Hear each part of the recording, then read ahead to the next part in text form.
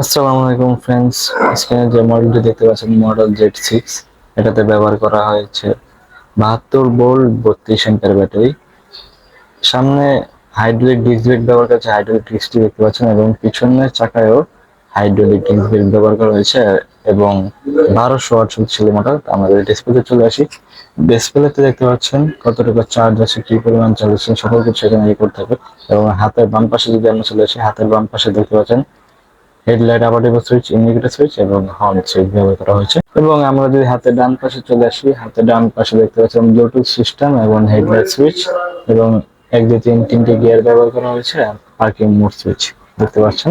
এবং এটাতে USB port ব্যবহার করা হয়েছে, যার মাধ্যমে আপনি আপনার ফোনটি চার্জ করতে পারবেন। তো গাইস, গাড়িটা যদি আপনাদের পছন্দ হয়ে থাকে অবশ্যই আমাদের স্ক্রিনে দেওয়া নম্বরে যোগাযোগ করবেন। তো সবাই ভালো থাকবেন, সুস্থ থাকবেন।